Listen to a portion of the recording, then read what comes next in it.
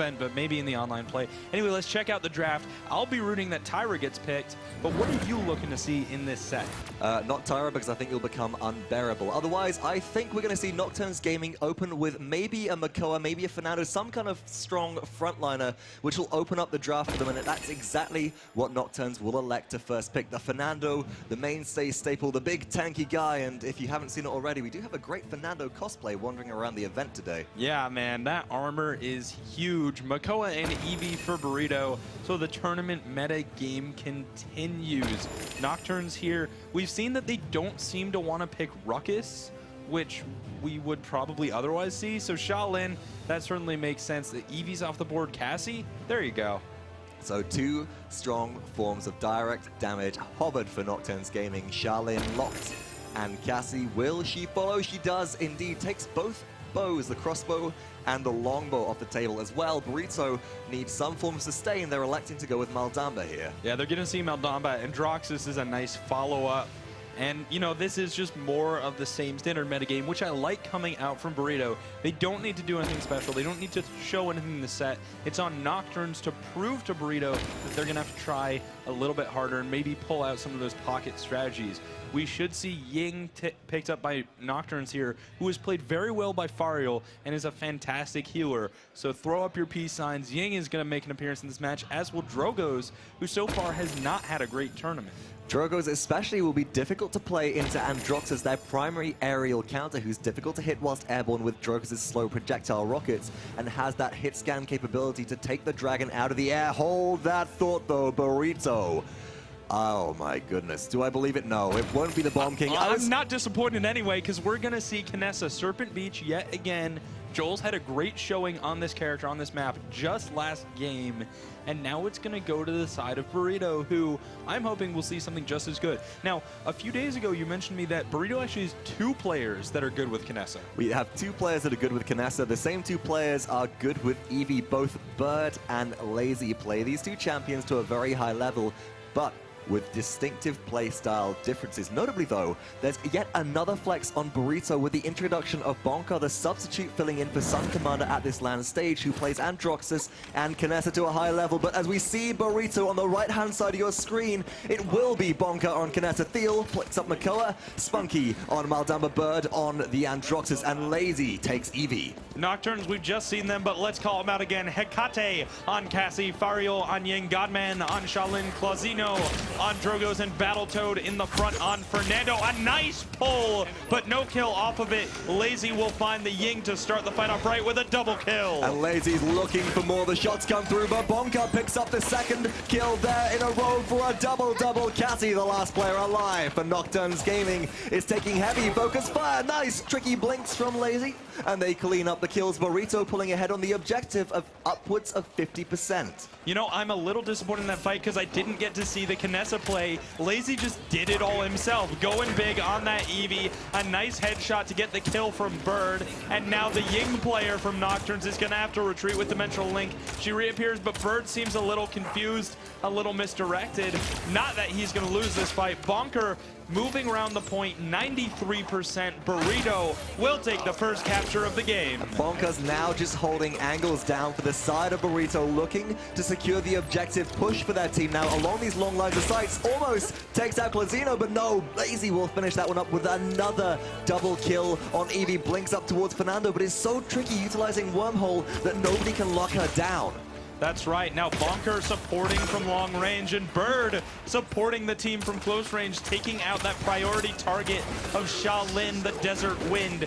Cassie, though, is another big threat, as Bird, while he's low, seems to be surviving thanks to some healing from his team. Great support from Spunky on Maldamba, whose aim is almost as good as his teammate, but Hecate from behind, finding a double, not able to get the triple. Bird showing some cracks in the armor there, missed a lot of shots at a very close range on Androxus in a row, demonstrating that his aim isn't perfect, and there is the opportunity to shut Burrito down, and that'll start with Battletoad cleaning up Lazy, who was overextended and alone. Now, at last, Nocturnes Gaming can look to begin their hold. That's right, and they seem to be starting to stabilize, but Bonker on this high ground is getting some good damage down range. Oh, a nice headshot, but it will be mitigated by Cassie with Haven to reduce that direct damage. And now Lazy can't find the hits onto Drogos, forced to retreat after being shot twice by Shaolin. But they're going to blink into the backside, re-blink back out again to stay safe. Bird in the meantime is right in the mix. Death awaits you all. They shut down Shaolin, who can't find the kill onto the reversal. It's good. Double kill for Bird coming out the back of the Godslayers. Raise hands, and now the rest of Burrito looks to push through this Fernando's shield and keep the payload moving once again. Sure, there's some nice kills, but I don't see the payload moving yet. Now Bird going aggressive. He could find himself in trouble here with just 800 health. He's going to turn on Fernando and actually get healed up. Clutch healing from Spunky has try and run coming out. The headhunter Kinessa looking for those headshots, and the payload cart will start moving. But 3 in a row for Bird and 2 more from the rest of Burrito. The full team wipe of Nocturns Gaming, who are now being trapped inside their spawn, pinned down by Bird on this Androxus, who now steps out of the way, does get shut down, missed the step through the window, and now Immortal used by Fernando from Nocturns will keep everybody alive for the time being, trying to hold on to this defense as the timer ticks down. The mechanics are sick from Burrito as they're pushing forward. Overtime has begun, and there's a Makoa on the point, but no, Fernando pushing forward. A lot of damage. Ancient Rage will pull the Fernando back in. Battletoad falls, and now Burrito pushing forward, pushing closer. They convert and are up 2-0 in the series. Here's the question that begs comparison, though. We just saw Nocturns play this map against Abyss, and I don't know if Burrito looked stronger than Abyss did. It's questionable. Nocturns did put up a good fight, but Abyss kind of ended up sweeping through at the end. What did look very strong right there at the end was Theal's Makoa specifically, which I'd like to pay attention to. The dredge ankles were great, but utilizing Ancient Rage at the end of a round, recognizing that if they use it on this capture fight, they'll just be countered out with Dragon Punch, allows Theal to get more value out of this ultimate and a 2-0 lead very early on. Speaking of value, Bird getting a lot of kills there and dealing a lot of damage. He's already got cauterized too, as does Bonker. So when those big damage dealers hit their shots, it's not going to be able to be healed up immediately. And Bird has done a lot of damage so far this set, doing very well on Androxus. Look at his flank coming out right now. Theal and Bird trying to find the backline, but Lazy's already found it. Up goes Theal, or rather round goes Theal. He slays Feral from the dredge anchor shot. Theal picks up a second kill on the Hecate as well, and Burrito are 100% in control of this objective, or rather 27% and rising, but they're holding down the team fight. There is no avenue of entry for Nocturns Gaming. There's certainly no avenue of entry when there's a sniper shooting you directly in the face. Bonker forcing Nocturns back, and that Cassie, while taking cover, will nearly get taken down. I heard a Dread Serpent, I believe, but Maldamba actually fell. That could have been a big misplay from Spunky. But does it matter? 81% and climbing. Burrito still looks strong on the objective. No, hold that thought. Quasino and Godman coming back in. Lazy has to make the plays to keep it in Burrito's favor, but they're not going to be able to achieve it. And Theal low on HP, sitting on the edge of the map, waiting to maybe snag one player from Nocturns over the edge with their dredge anchor. You know, to answer your question, yeah, dude, I think that was a big misplay. I think that actually held Burrito back, because 85%, they have to contest aggressively, but they are contesting the point now. We see Godman looking for the kill onto Lazy, not able to find it. Bonker cleaning up that one with the triple. Sub coming in big. And Spunky takes out a fourth. Bonker unable to find the shots. No, the stun on the Drovers in midair hits, but Glazino still cleans up Bonker, contesting at 99%. We've reached overtime. Will Nocturns Gaming be able to make their way back through? The respawns are a little bit too far away. Burrito get the second capture of the game and begin their advance towards a 4-0 victory if they can push this through. That's right, they're going to start trying to push through as Nocturns is taking the high ground to defend, but they're starting to get poked out. High ground isn't that safe when there's a sniper on the other side. Quasino will fall to Bird, who does quite a lot of damage, but stunned against the wall. Reversal will save him for now. Godman was not ready as he gets taken down, and Bird using the accursed arm looking for Ying, not able to secure the kill. But Cauterize has been applied. Ying is low. Bird cleans up Ying on the backside of that fight, and it's a victory for Burrito still as Fernando is pulled through to their Z. Doom. Theal is unstoppable on a 7 streak currently.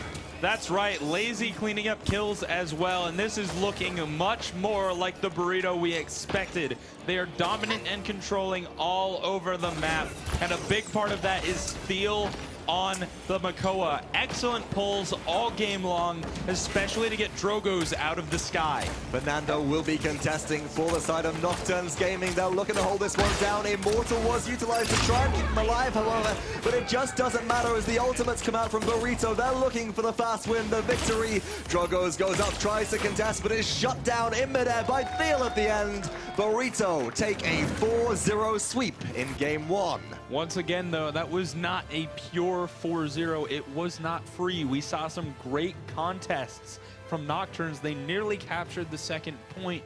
Their defense just didn't seem to be fully there. And what seemed to come through as well, you're right, Nocturns getting back onto the objective, overtaking Burrito on capture, but then unable to zone efficiently enough and effectively enough to prevent Burrito from returning to the objective and wiping through as they came back as a group. And that's something which seemed to hold Nocturns back a little bit in the previous set, and something I'd like to see an adjustment to mid-match. That said, I do want to highlight the sub from Burrito. Bonker doing very well on Kinessa, and it's great to know that there is so much talent in the team. Let's take a look at the stats to see just how much damage that Kinessa did. I think Androxus is going to be higher, but it's going to be close, so let's see. Oh, it's very Bonker 48K. Bird, 49K. Those two were the big, dangerous forces for Burrito in this match. There's only a few hundred damage between them and only sitting on 4 deaths apiece. In fact, 3 players from Burrito sitting at 4 deaths apiece, just demonstrating their ability to stay alive. Also augmented by Spunky, who was able to achieve 42,000 healing in a 10-minute game. That's very impressive work coming out of Maldamba, considering everybody that they had to heal up was so hypermobile. You've got Lazy around in the air on Eevee, Bird in the air as Androxus, and Bongar, who is usually nowhere near Maldamba in the fight, all being healed up by Mending Spirits. That's right, Spunky doing very well at aiming those Mending Spirits and making sure he's constantly healing up his team. We don't normally talk about supports and skill shots, but that's certainly something that comes into play. If you're not hitting those shots like the Kinessa has to arrange to deal damage to heal your team is going to melt and wither in front of some of the pressure which Nocturns Gaming were able to put out. And you can see the consistency in their damage from this game. Hecate, Godman, and Clausino all sitting around that 32 to 35k damage mark, demonstrating their ability to work together as a team and play as a group, but alas, not quite enough to pull out a victory. That's right, so now Nocturns are going to have to change it up.